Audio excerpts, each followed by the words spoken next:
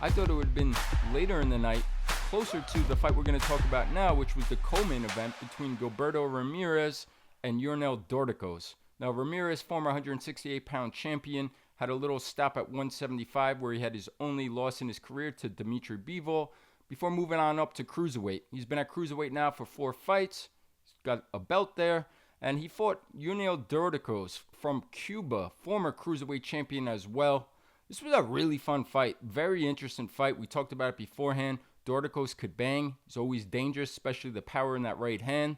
And he had his moments. They both did some brutal stuff, some back and forth. I thought it was close and competitive, especially for the first half of the fight.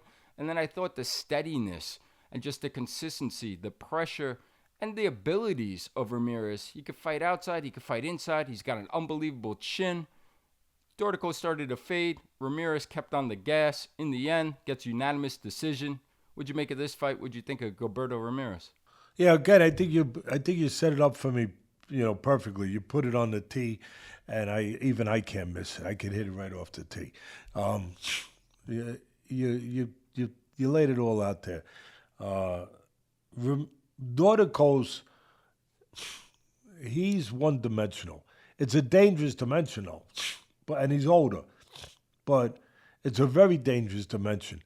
He comes at you, and, he's got boxing skills, but for the most part, he comes at you, and he's looking to land a big shot, mostly the right hand.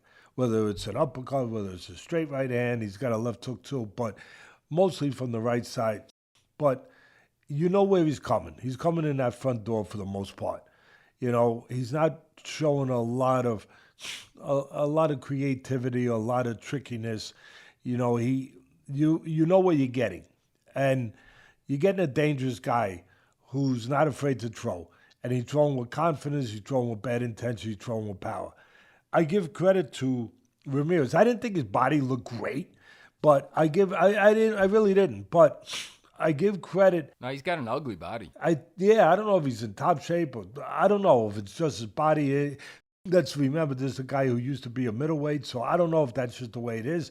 But at the end of the day, what do I know?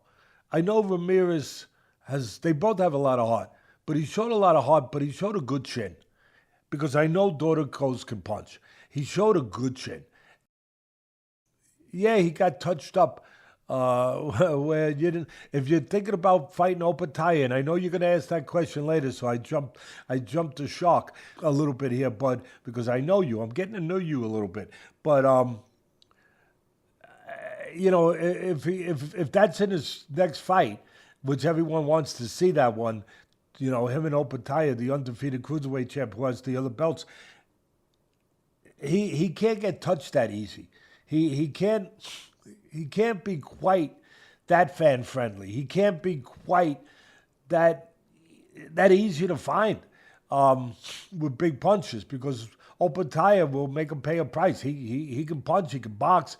He's the complete package, and he's undefeated with that confidence to go along with it that Doricos didn't quite have at this point in his career right now. And, of course, he's younger than Doricos. But what Ramirez did bring, besides a great chin and heart, is what you said.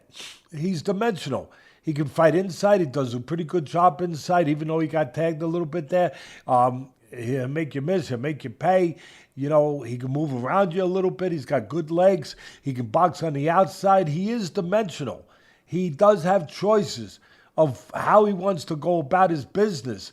I thought he would have made a better choice if he boxed more on the outside. I thought that he was getting good work done on the inside. He goes to the body really well. And give Doricos credit. He took a lot of good body shots.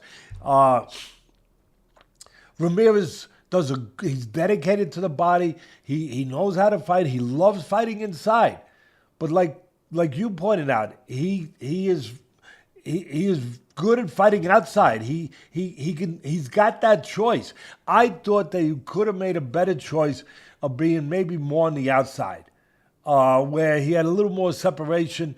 He's got the legs. He could make the older Doricos reach a little bit.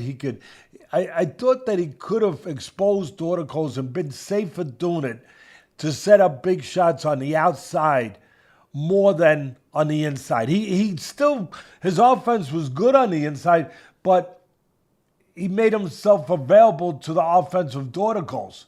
And again, his great chin, obviously he believes in his chin. Obviously he had no problem doing it because he didn't doubt he could handle what he had to handle, and he handled it. I just would have liked, as a trainer, I would have said, hey, get on the outside, use your legs, get angles a little bit like you're capable of doing, and take away a little bit of the danger by separating yourself, setting up shots outside, not giving Doricos as easy an avenue to you as you're giving them by laying in front of them. That would have been my suggestion. At the end of the day, he did show a multi-talented fighter. He's the top cruiserweight besides Opetaia. He's the top guy. Some people probably say, this, that. At the end of the day, I look at the end of it. He got the job done against a dangerous puncher, and now it's time for to put the two top guys together, him and Opetaia, and that chin will get tested. It'll get tested again, and not that Opetaia's chin won't get tested, because Ramirez will put himself in a position to find you. He's a good offensive fighter, but he's not that kind of puncher. Ramirez is not. He is. He reminds you in that way that he is formerly a middleweight. He is not that kind of puncher. But at the end of the day, he got the job done. It was an entertaining fight. It was a nice, solid, entertaining fight, and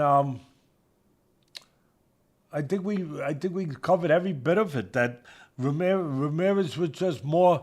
Ramirez was more rounded. He was just, he did more things and he did them better.